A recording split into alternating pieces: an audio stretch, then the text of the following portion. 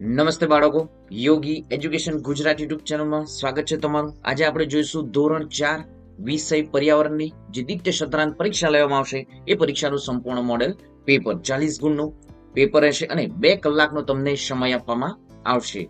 પ્રકરણો જે છે 14 થી 25 સુધીના જ લેવામાં આવશે. તો જોઈએ હવે સંપૂર્ણ મોડેલ પેપર. પ્રશ્ન 1, નીચે આપેલ પ્રશ્નોના જવાબ 2-3 વાક્યમાં લખો. ગમે તે એક લખવાનો રહેશે.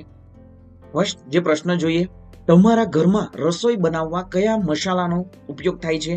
તો જવાબ છે મરચું, હળદર, ધાણા જીરું, રાઈ, મેથી, અજમો, હિંગ, તજ, મરી, લવિંગ, ઇલાયચી, આદુ, લસણ. આ તમામનો ઉપયોગ જે છે ઘરમાં રસોઈ બનાવવામાં મસાલા તરીકે ઉપયોગ થાય છે.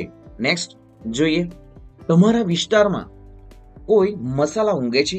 કયા કયા? તો બાળકો અહીં જે પ્રશ્ન જે છે એ તમે તમારા ઘર નજીક કે તમારા ઘર જે આજુબાજુ કયા મસાલા ઊંઘે છે તે તમારે જણાવવાના છે. તો અહીં હા, મારા વિસ્તારમાં મરચું, હળદર, લસણ, આદુ, જીરું, વરિયાળી વગેરે મસાલા ઊંઘે છે.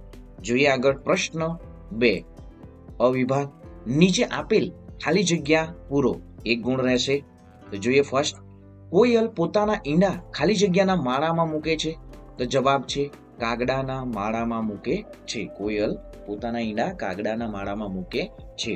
જોઈએ આગળ બ, નીચે આપેલ પ્રશ્નોના જવાબ 3-4 વાક્યમાં લખો. 3 ગુણ રહેશે. પક્ષીઓ પંજાનો શું ઉપયોગ કરે છે? તો પાણીમાં તરવા માટે, દાખલા તરીકે બતક. જમીન પર ચાલવા માટે કબૂતર. કાદવમાં ચાલવા માટે બગલો.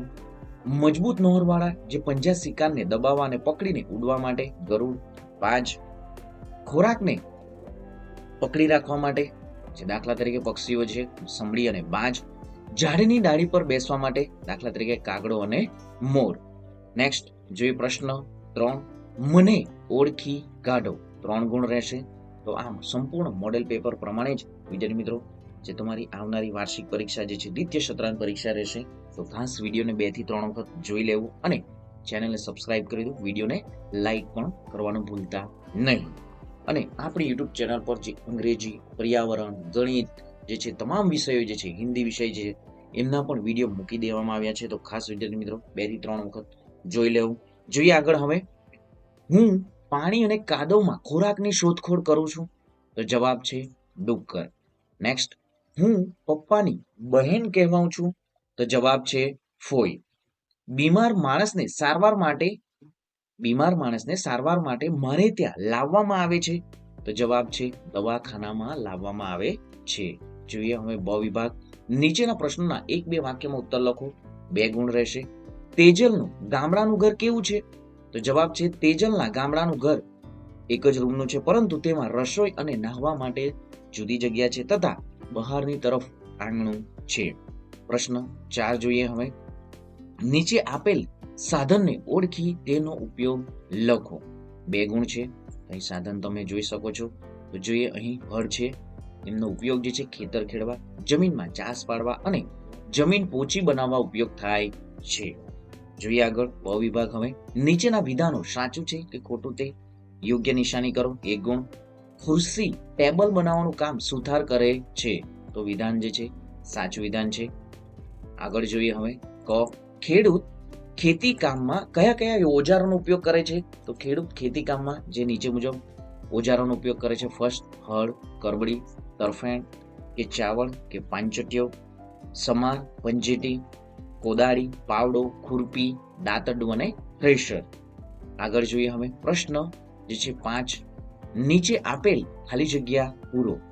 રાજુના પિતાજી ખાલી જગ્યા પાક માટે ખેતર તૈયાર કરી રહ્યા છે. તો જવાબ છે ડુંગળીના પાક માટે ખેતર તૈયાર કરી રહ્યા છે. ગુરુદ્વાર એ શીખ લોકોનું પવિત્ર મંદિર છે. તો ગુરુદ્વાર એ શીખ લોકોનું પવિત્ર મંદિર છે. અહીં ખાલી જગ્યા છે. જોઈએ આગળ, નીચે આપેલ પ્રશ્નોના 1-2 વાક્યમાં ઉત્તર લખો. ફળ અને શાકભાજીને ખાતા પહેલા સ્વચ્છ પાણીથી શા માટે ધોવા જોઈએ? તો જોઈએ સાચો ઉત્તર મોસ્ટ આઈએમપી છે બાળકો. ખાસ જે આપણે ફળો ખાઈએ, શાકભાજી ખાઈએ તો ખાસ એમને ધોઈને જ ખાવું જોઈએ. અને શા માટે ધોવા જોઈએ? તો જોઈએ કારણો હવે, કે ફળો અને શાકભાજીનો પાક લેતી વખતે તેના પર જંતુનાશક દવાઓ છાંટવામાં આવે છે. વળી તેના પર માટી અને કચરો પણ ચોંટેલો હોય છે. આવા ફળ અને શાકભાજી પાણીથી બરાબર ધોયા સિવાય ખાવાથી આપણા શરીરમાં જંતુનાશક દવાઓ, માટી અને કચરો જાય અને આપણે બીમાર પડીએ છીએ. આથી ફળો અને શાકભાજી ખાતા પહેલા સ્વચ્છ પાણીથી બરાબર ધોવા જોઈએ. જોઈએ આગળ. અથવામાં છાત્રાલયમાં બાળકો માટે ભોજન કોણ બનાવે છે? ભોજન કોણ પીરસે છે? તો છાત્રાલયમાં બાળકો માટે ભોજન રસોઈયા બનાવે છે તથા રસોડાના અન્ય કર્મચારીઓ ભોજન પીરસે છે. જોઈએ હવે પ્રશ્ન 6. નીચેના ચોરસમાં મસાલાઓના નામ છુપાયેલા છે તે શોધી કાઢો અને નામ લખો. તો આ પ્રમાણે જ બાળકો પરીક્ષામાં પણ પૂછવામાં આવશે. 2 ગુણ રહેશે સાચા ઉત્તરોના. તમે જોઈ શકો છો અહીં જે મીઠું જે છે અને નેક્સ્ટ જોઈએ તો મરચું જે છે એ મસાલા તરીકે જે ઉપયોગમાં લેવામાં આવે છે. એમના નામો પણ અહીંયા દર્શાવવામાં આવ્યા છે. જોઈએ આગળ. નેક્સ્ટ પ્રશ્ન 7. નીચે આપેલ વિધાનમાંથી ખોટો શબ્દ છે કે નાખો.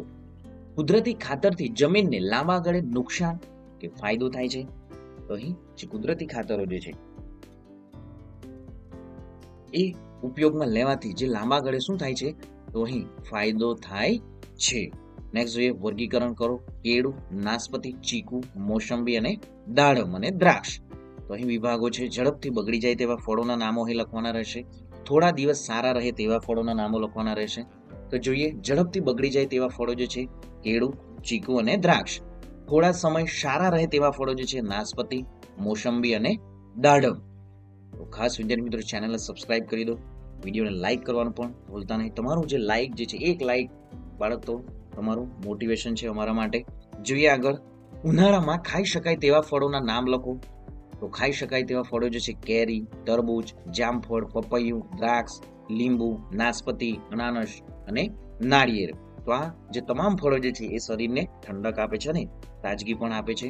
તો ખાસ વિદ્યાર્થી મિત્રો આ ફળો પણ ખાવું જોઈએ. હવે પ્રશ્ન 7.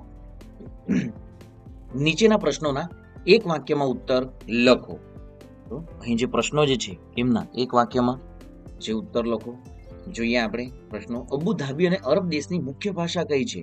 તો અબુધાબી અને અરબ દેશની મુખ્ય ભાષા અરબી છે. હવે બ વિભાગ છે. બંધ બેસતા જોડકા જોડો. અ વિભાગ અને બ વિભાગ. અબુધાબી, જુનાગઢ. જવાબો છે અહીં પર્વતીય અને લીલોતરી વાળો વિસ્તાર, દરિયા કિનારા વાળો વિસ્તાર અને રણ પ્રદેશ વાળો વિસ્તાર. તો જોઈએ અબુધાબી, તો સાચો ઉત્તર છે ક, રણ પ્રદેશ વાળો વિસ્તાર. જુનાગઢ, તો સાચો ઉત્તર છે અ, પર્વતીય અને લીલોતરી વાળો વિસ્તાર. જોઈએ આગળ. હવે પ્રશ્ન 9. માંગ્યા મુજબ પ્રશ્નનો ઉત્તર લખો. 4 ગુણ રહેશે સાચા ઉત્તરોના. દૂષિત પાણી પીવાથી શું થાય? તો દૂષિત પાણી પીવાથી ટાઇફોઇડ, કોલેરા, મરડો, કમળો તથા ચામડીના રોગો થાય છે. તો ખાસ મોસ્ટ ટાઈમ ક્વેશ્ચન બાળકો આ પ્રશ્ન પૂછાશે અને પૂછાશે. જોઈએ ઊંધિયું બનાવવા માટે કઈ કઈ શાકભાજીનો ઉપયોગ થાય છે? જવાબ છે બટાટા, ગુવાર, વાલોળ, રીંગણ, ટામેટા, શિમલા મરચા, લીલા ધાણા, આદુ શક્કરિયા, સુરણ, રતાળુ, સુરતી પાપડી વગેરે શાકભાજીનો ઉપયોગ થાય છે. બ વિભાગ. માંગ્યા મુજબ પ્રશ્નના ઉત્તર લખો. ગમે તે એક લખવાનું રહેશે. 2 ગુણ રહેશે. મીના કાકી સાથે કોણ કોણ દરિયા કિનારે ગયા? તો મીના કાકી સાથે પિન્ટુ, પિંકી અને તેમના મિત્રો દરિયા કિનારે ગયા. બાળકોએ દરિયા કિનારે શું શું કર્યું? તો બાળકોએ જે દરિયા કિનારે રેતી અને પાણીમાં રમ્યા. બાળકોએ ચકડોળમાં સવારી કરી, ભેળપુરી ખાધી, જે ફુગ્ગાઓ લીધા અને બરફના જે ગોળા જે છે ગુલ્ફીની મજા માણી. વિદ્યાર્થી મિત્રો ખાસ ચેનલને સબસ્ક્રાઇબ કરી દો. વિડીયોને લાઈક કરવાનું પણ ભૂલતા નહીં. પ્રશ્ન 10 જોઈશું હવે. નીચે આપેલ વિકલ્પોમાંથી સાચો વિકલ્પ પસંદ કરી લખો. તો વિદ્યાર્થી મિત્રો આ જ પ્રમાણે ધોરણ 4માં તમે હાલમાં છો. હવે નેક્સ્ટ યરમાં ધોરણ 5માં હશો. તો ખાસ વિદ્યાર્થી ધોરણ 5 માટે જે સીઈટીની પરીક્ષા યોજાય છે, જવાહર નવોદયની પરીક્ષા યોજાય છે, તો એમની જે સંપૂર્ણ તૈયારી અને માહિતી આપણી યુટ્યુબ ચેનલ પર આપવામાં આવે છે. તો ખાસ બાળકો ચેનલ સાથે જોડાયેલા રહો અને વિડીયોને લાઈક પણ કરી દો. જોઈએ અમદાવાદ જિલ્લામાં શાનું અભયારણ્ય આવેલું છે? તો સિંહ અભયારણ્ય, ઘોડખર અભયારણ્ય, પક્ષી અભયારણ્ય કે રીંછ અભયારણ્ય? તો જવાબ છે પક્ષી અભયારણ્ય. ગુજરાત રાજ્યમાં કુલ કેટલા જિલ્લા આવેલા છે? 30 આવેલા છે, 28 છે, 33 છે કે 22 છે? ગુજરાત રાજ્યમાં કુલ 33 જિલ્લાઓ આવેલા છે. જિલ્લા પંચાયતના વહીવટી વડાને શું કહે છે? તો જિલ્લા વિકાસ અધિકારી, કલેક્ટર, મામલતદાર કે ચીફ ઓફિસ? તો સાચો ઉત્તર શું છે? જિલ્લા વિકાસ અધિકારી. જોઈએ આગળ હવે. અમદાવાદ જિલ્લામાં શાનું અભયારણ્ય આવેલું છે? તો સિંહનું અભયારણ્ય છે, ઘુડખર અભયારણ્ય છે, પક્ષી અભયારણ્ય છે કે રીંછ અભયારણ્ય છે? તો જવાબ શું છે? જે અમદાવાદ જિલ્લામાં પક્ષી અભયારણ્ય આવેલું છે, ઘોડ અને નળ સરોવર. નેક્સ્ટ જોઈએ તો ખાસ વિદ્યાર્થી મિત્રો ચેનલને સબસ્ક્રાઇબ કરી દો અને વિદ્યાર્થી મિત્રો જે એક્ઝામ માટે તમારી એક્ઝામ જે સ્ટાર્ટ થવાની છે તો ઓલ વિદ્યાર્થી મિત્રોને બેસ્ટ ઓફ લક. અને વિદ્યાર્થી મિત્રો આપણી યુટ્યુબ ચેનલ જે વિડીયો બનાવવામાં આવ્યા છે ઘણા બધા તમને સારામાં સારા માર્ક્સ મેળવવા માટે ઘણી બધી રીતે હેલ્પફુલ પણ થશે. તો ખાસ વિદ્યાર્થી મિત્રો આપણી યુટ્યુબ ચેનલ પર ધોરણ 3 થી ધોરણ 10 સુધીના તમામ જે પરીક્ષાઓના સ્કોલરશિપ પરીક્ષાઓના જે વિડીયો મૂકવામાં આવે છે તો ખાસ ચેનલ સાથે જોડાયેલા રહો, ચેનલને સબસ્ક્રાઇબ કરી દો, વિડીયોને લાઈક કરી દો. મળીશું નેક્સ્ટ વિડીયોમાં નવી જ્ઞાન નવી માહિતી સાથે. જય હિન્દ વિદ્યાર્થી મિત્રો, જય જય ગરવી ગુજરાત.